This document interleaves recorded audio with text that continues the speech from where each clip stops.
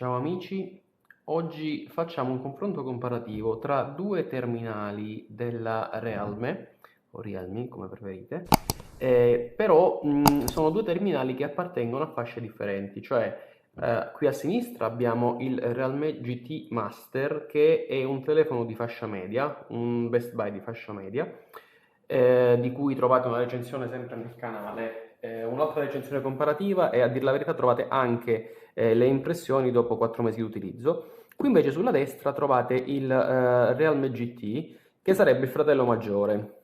I due terminali condividono dimensioni uguali, quindi sono entrambi, io definisco telefoni dalle dimensioni umane perché non sono dei padelloni, sono diciamo piuttosto maneggevoli e non sono troppo grossi e nemmeno troppo pesanti.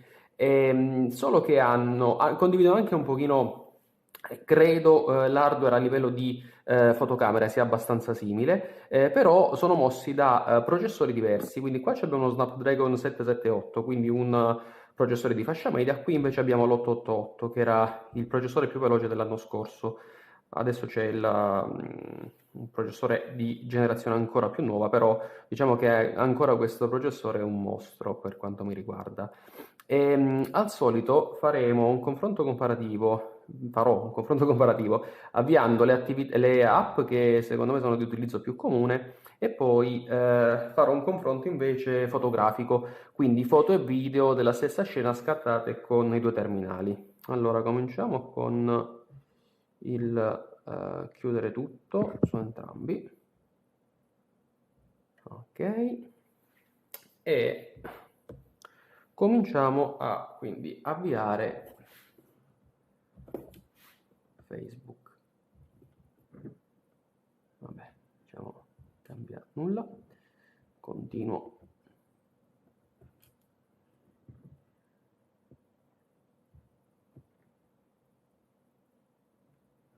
Mi aspetto che nell'avvio sia in generale più veloce il Realme GT e in effetti più o meno si sta confermando più veloce.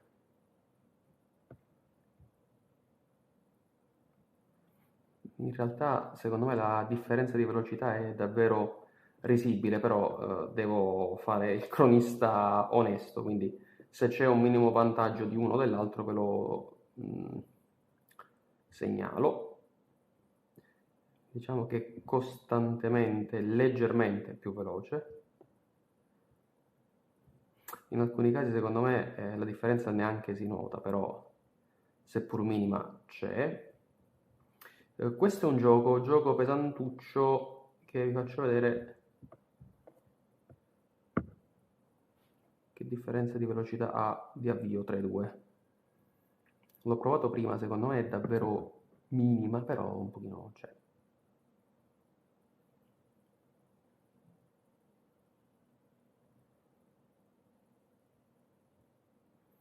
È un mattoncino questo gioco, non a caso è stato scelto. Vedete che l'animazione parte leggermente prima qui e vabbè, leggermente più veloce, ma proprio leggermente. Ci riuscirò, ok? Poi passiamo all'avvio della fotocamera. Secondo me allineati. E poi passiamo invece alle foto. In particolare sono foto, come vi dicevo, scattate dalla stessa posizione, perché tenevo i due telefoni nelle due mani, e vediamo un pochino che differenze ci sono. Sono pose che avete già visto in altri scenari e provo a capire quanto ci sia di differenza tra le due pose. Bah. Qui secondo me le foto sono molto molto molto simili. Qui non so dirvi qual è meglio. Forse una tonalità un po' diversa e va bene, però sulla qualità della foto non saprei dirvi quali dei due prevale. Forse qui è leggermente più impastato sul GT Master, i colori sto vedendo che sono leggermente più impastati. però secondo me su questa si equivalgono abbastanza. Magari vi do qualche dettaglio poi facendo lo zoom, quando trovo qualche dettaglio di differenza tra le due foto, così vi lascio ragionare in pace. Poi, altra foto, altra posa, vediamo qui se e cosa cambia. Questa mi sembra solo con i colori un pochino più giallognolo, però non noto questa grossa differenza, diciamo che non la noto proprio. Anche qui vedete solo le tonalità diverse dell'arancione, ma dire qual è meglio e qual è peggio non mi viene.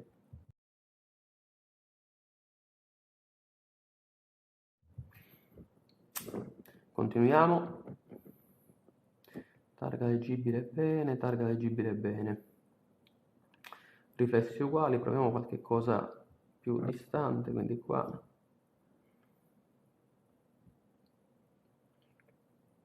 Non noto differenze io di rilievo, quindi in realtà non ne noto proprio, non di rilievo. Quindi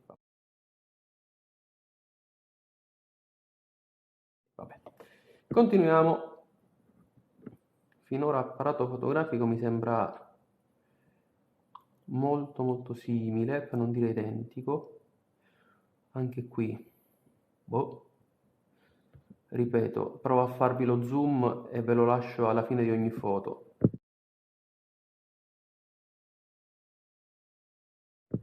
Su qualche dettaglio che insomma, spero possa risultare utile al confronto, ma al momento nulla. Questa è la solita foto difficile, luce e ombra. Secondo me qua ha catturato più luce lui, quindi il GT Master rispetto al GT, dunque quello di fascia media rispetto a quello di fascia alta. Guardate qua la zona in ombra, qui si vede meglio, qui si vede peggio.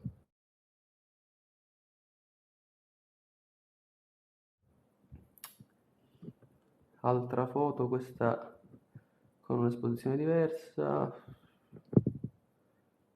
No, qua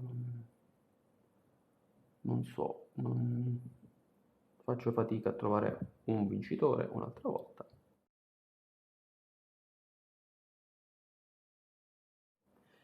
Foto all'interno, qui è sotto luce artificiale. Aspettate, vediamo se qua si nota qualche cosa. Qui forse è un po' più sgranata in questo caso, quindi con il Realme GT Master, ma è una differenza minuscola proprio, anzi guardate un po' qua, c'è una leggera scalfitura sulla maniglia che qui si vede un po' meglio, quindi col GT si vede un po' meglio rispetto all'altro. Roba di poco.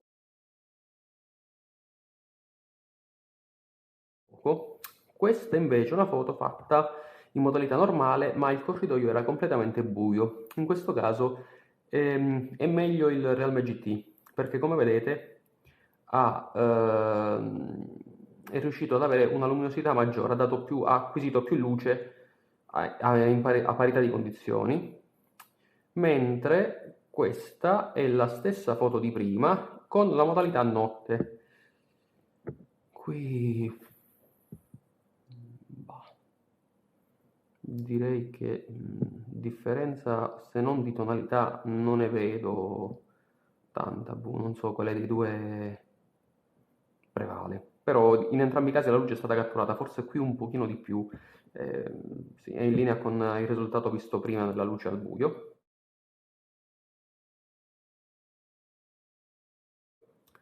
Questo invece è un video girato in Full HD, scusate, in 4K con entrambi i terminali. Qui a 60 fps perché c'è questa possibilità, qui invece sono 30 fps. In effetti sul video questo è un pochino più fluido rispetto a questo. Questo va a scatti e si vede, cioè scatti, insomma, va più a scatti rispetto a quello girato a 60 fps, quindi per i video in movimento il GT è superiore, questo vabbè lo sapevamo, e quantomeno ce lo aspettavamo, mentre adesso passo a un video dello stesso diciamo, panorama, girato però con la modalità stabilizzazione attiva, una stabilizzazione software. E il video è girato a 1080p con 60 fps, quindi vediamo che differenza c'è tra i due. In questo video io cammino adesso mentre giro il video. Quello di prima invece ero fermo e mi giravo su me stesso. Qui mi giro su me stesso e il video secondo me è un pochino più fluido sul GT rispetto al GT Master. Adesso sto camminando, però secondo me in quanto a stabilizzazione, vedete, sto fermandomi, guardavo la macchina nera, come stabilizzazione secondo me si equivalgono. Vedo che a volte c'è qualche scatto in quello del GT Master, quindi in questo c'è qualche scatto, però in linea di massima i video, no, secondo me un pochino meglio sui video è il GT. D'altronde monta un processore più potente che permette magari di fare qualche ottimizzazione in più. Allora, per quanto mi riguarda il confronto è terminato, non ho altro da mostrarvi, però vi dico un po' di impressioni. Due terminali validi, questo mi ha sorpreso tanto essendo un terminale di fascia media, infatti con un budget di 200 euro, poco più, di sicuro consiglio questo terminale. Questo in alcuni casi è superiore, quindi è leggermente più scattante e per i video è un pochino migliore rispetto a questo, però costa di più. In questo periodo questo, che è la versione 828, costa 300 euro, quindi c'è da considerare quasi 100 euro di differenza tra questo e questo. Però valutate voi se e quanto ne valga la pena anche in funzione di quello che dovete fare. Altra differenza che vi sottolineo è la batteria. In entrambi i casi c'è la ricarica da 67 watt, quindi la ricarica è veloce in entrambi i casi, però c'è su questo, quindi sul Realme GT Master, che ha un processore di fascia media, quindi meno energivoro, la batteria dura di più. Dunque 6 ore di schermo con questo le faccio facilmente, con questo ci arrivo a stento. Quindi se la durata della batteria scusate, qua vi serve, è una caratteristica che volete privilegiare, insomma, tenete conto di questa cosa. Per il resto a voi le considerazioni, molto dipende dall'uso che ne dovete fare. Scusate, ma arrivano adesso la botta di messaggi, vabbè, capita. Niente, al solito, se avete dubbi, suggerimenti o altro, lasciatemeli nei commenti, vedrò di rispondervi appena possibile. Ciao a tutti!